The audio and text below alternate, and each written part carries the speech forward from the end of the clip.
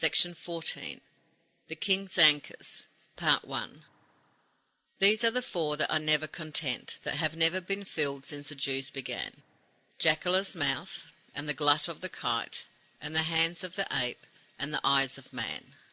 Jungle saying.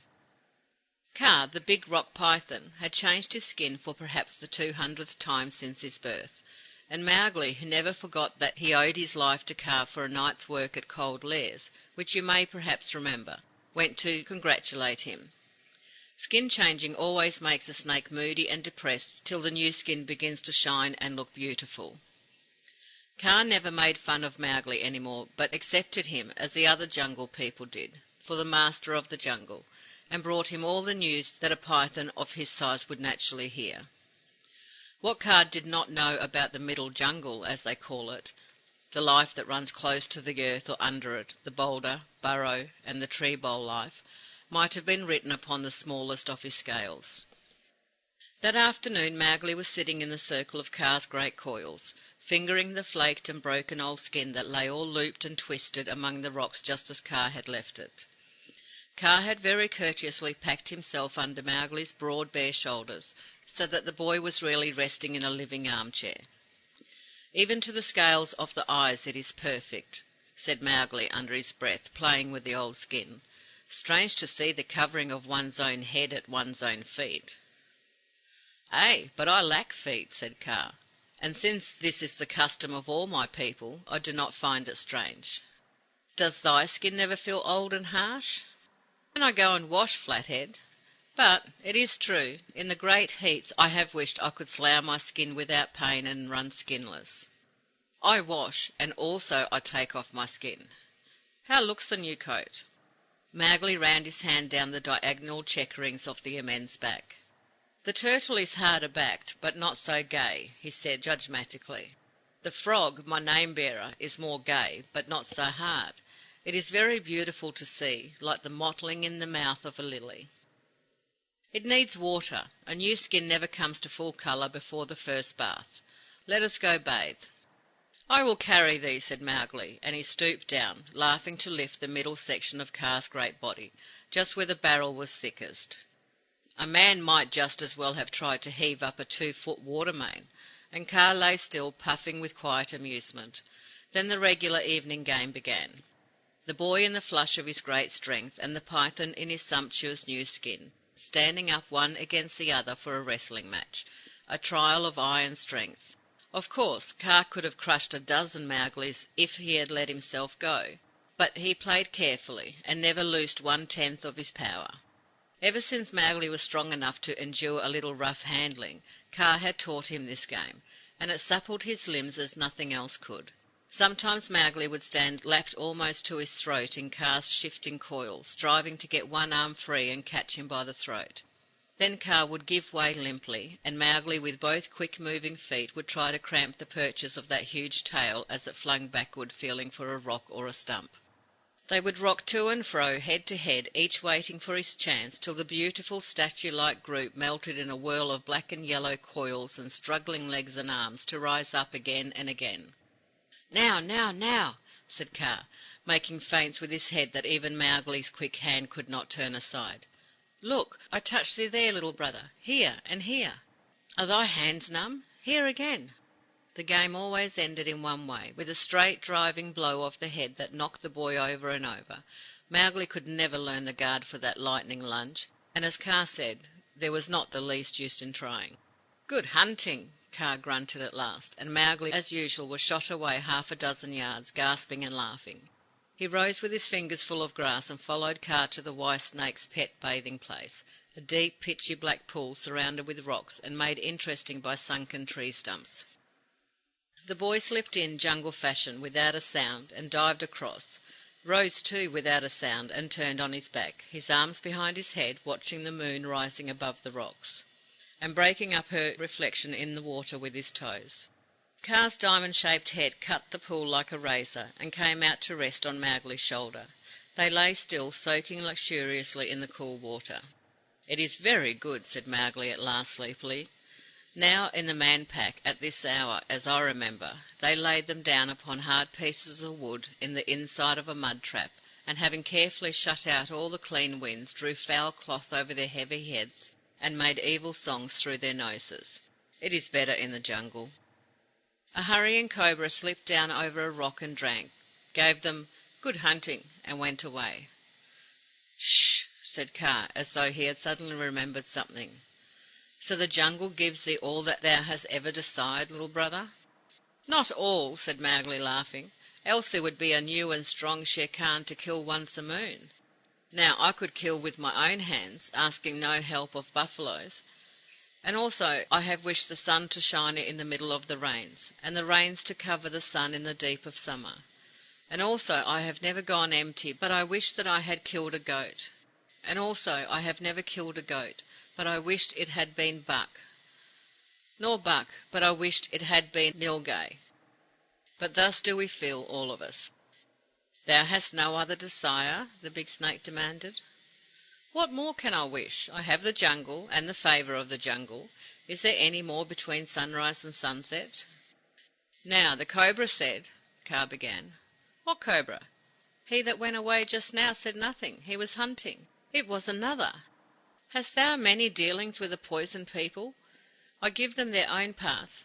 They carry death in the foretooth, and that is not good, for they are so small. But what hood is this thou hast spoken with?" Kaa rolled down slowly in the water like a steamer in a beam sea. 3 or 4 moons since," he said, "I hunted in Cold Lairs, which place thou hast not forgotten, and the thing I hunted fled shrieking past the tanks, and to that house whose side I once broke off for thy sake, and ran into the ground." "But the people of Cold Lairs do not live in burrows." Mowgli knew that Kaa was telling of the monkey people. "This thing was not living, but seeking to live," Kaa replied with a quiver of his tongue. "He ran into a burrow that led very far. I followed, and having killed, I slept, and when I waked I went forward." "Under the earth?" "Even so, coming at last upon a white hood, a white cobra, who spoke of things beyond my knowledge, and showed me many things I had never before seen." "New game? Was it good hunting?" Mowgli turned quickly on his side. "It was no game, and it would have broken all my teeth. But the White Hood said that a man, he spoke as one that knew the breed, that a man would give the breath under his ribs for only the sight of those things." "We will look," said Mowgli. "I now remember that I was once a man." "Slowly, slowly. It was haste that killed the yellow snake that ate the sun. We two spoke together under the earth, and I spoke of thee, naming thee as a man. Said the White Hood, and he is indeed as old as the jungle, 'It is long since I have seen a man. Let him come, and he shall see all these things, for the least of which very many men would die.' That must be a new game. And yet the poison people do not tell us when game is afoot. They are an unfriendly folk." "It is not a game. It is, I cannot say what it is." "We will go there. I have never seen a White Hood, and I wish to see the other things. Did he kill them?" "They are all dead things. He says he is the keeper of them all." "Ah, as a wolf stands above meat he has taken to his own lair. Let us go." Mowgli swam to bank, rolled on the grass to dry himself, and the two set off for Cold Lairs, the deserted city of which you may have heard. Mowgli was not the least afraid of the monkey people in those days, but the monkey people had the liveliest horror of Mowgli. Their tribes, however, were raiding in the jungle, and so Cold Lairs stood empty and silent in the moonlight. Kaa led up to the ruins of the Queen's pavilion that stood on the terrace, slipped over the rubbish, and dived down the half-choked staircase that went underground from the centre of the pavilion. Mowgli gave the snake call, "We be of one blood, ye and I," and followed on his hands and knees.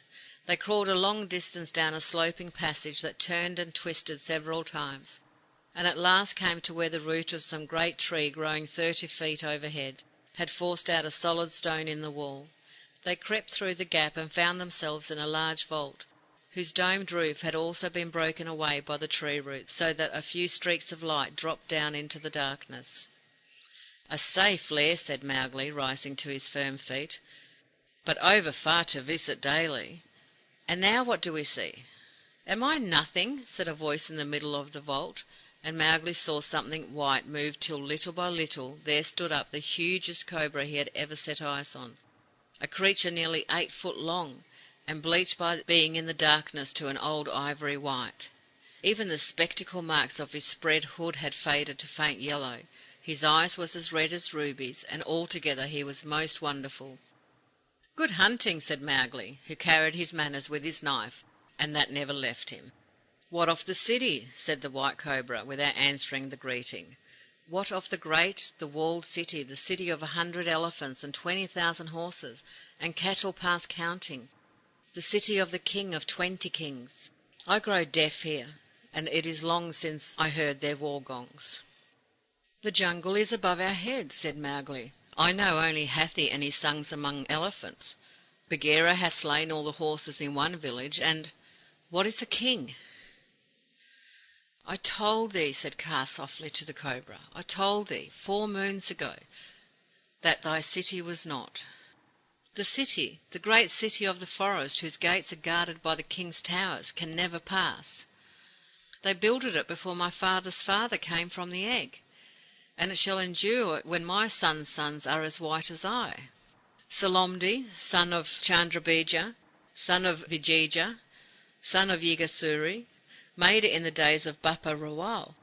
Whose cattle are ye?" "It is a lost trail," said Mowgli, turning to Kaa. "I know not his talk." "Nor I. He is very old, father of cobras. There is only the jungle here, as it has been since the beginning." "Then who is he?" said the white cobra.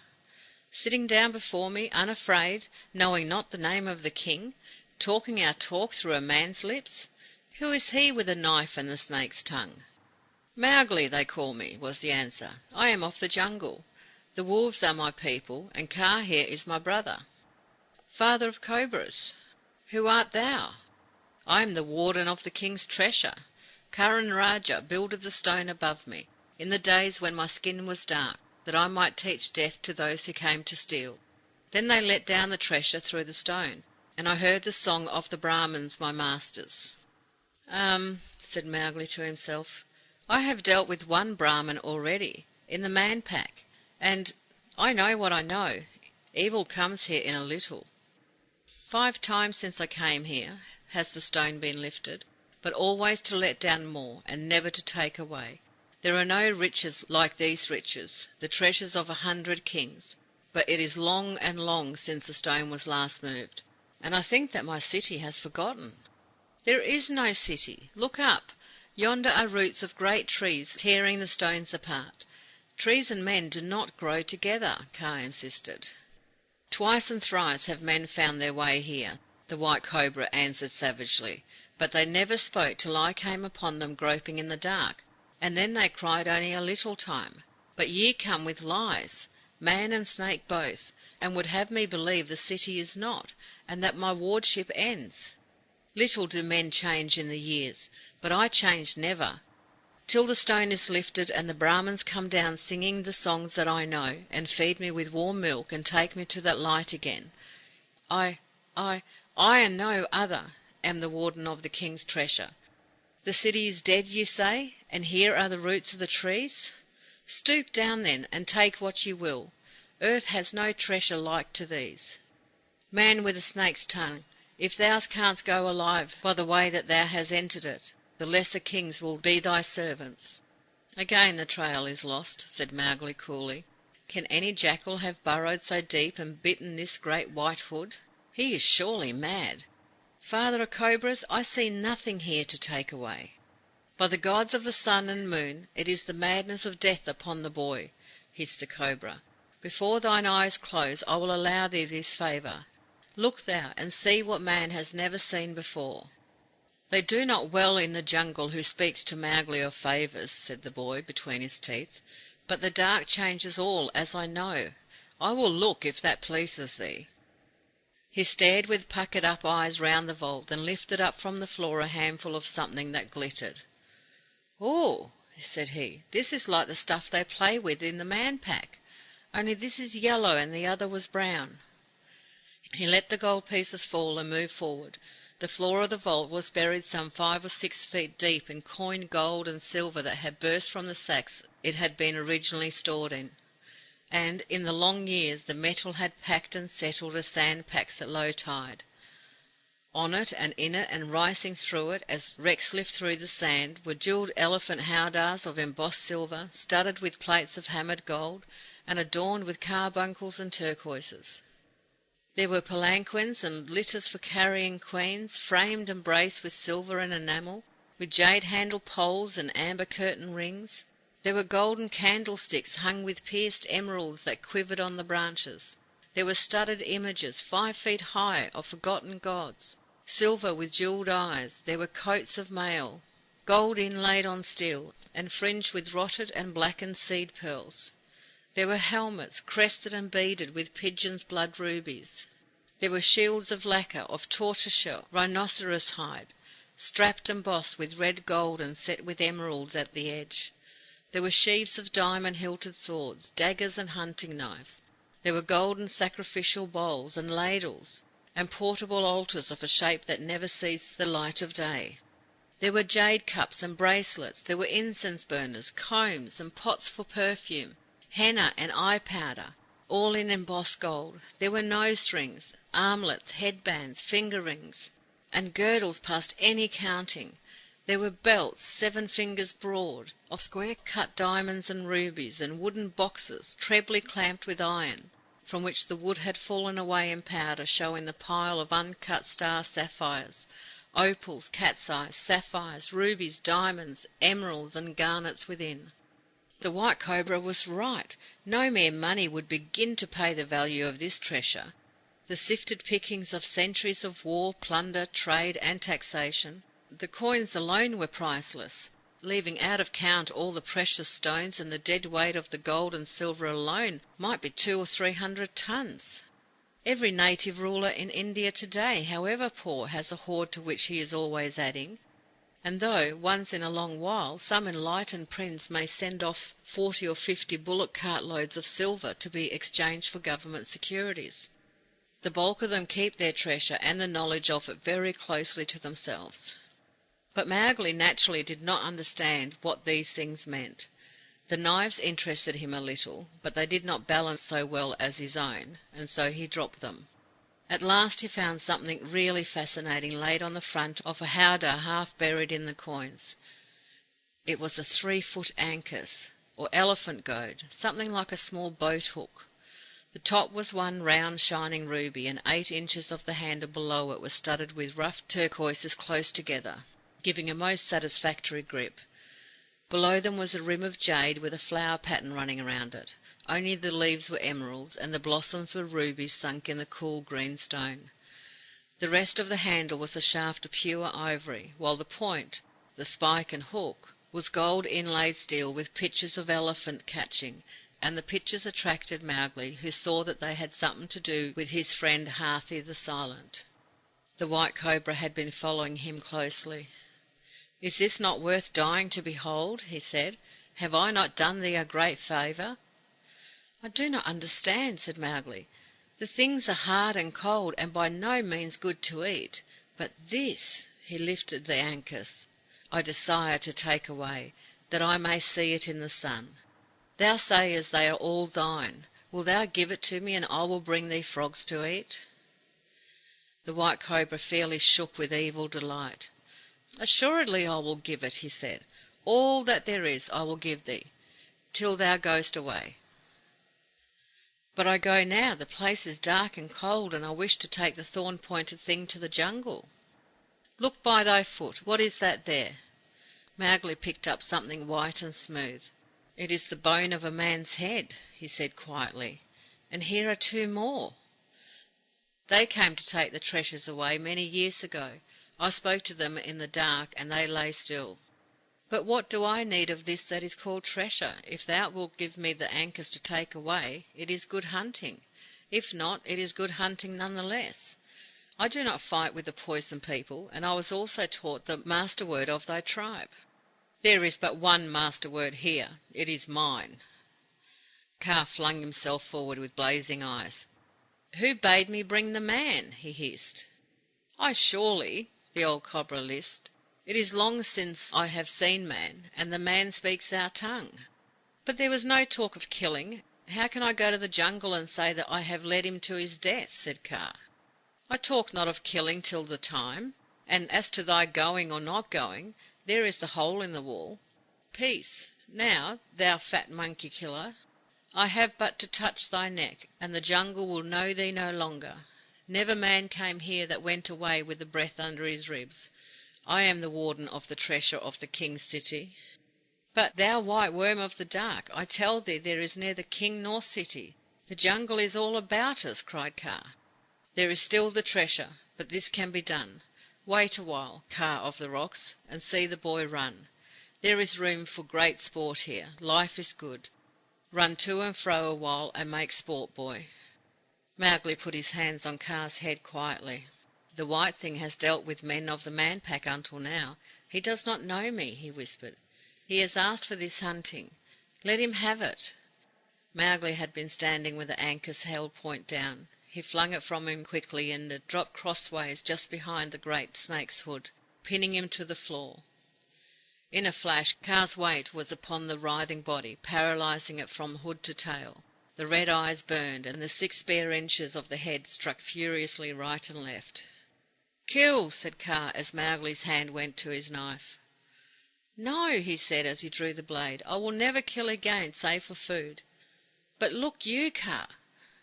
He caught the snake behind the hood, forced the mouth open with the blade of the knife, and showed the terrible poisoned fangs of the upper jaw lying black and withered in the gum. The white cobra had outlived his poison, as a snake will. End of section.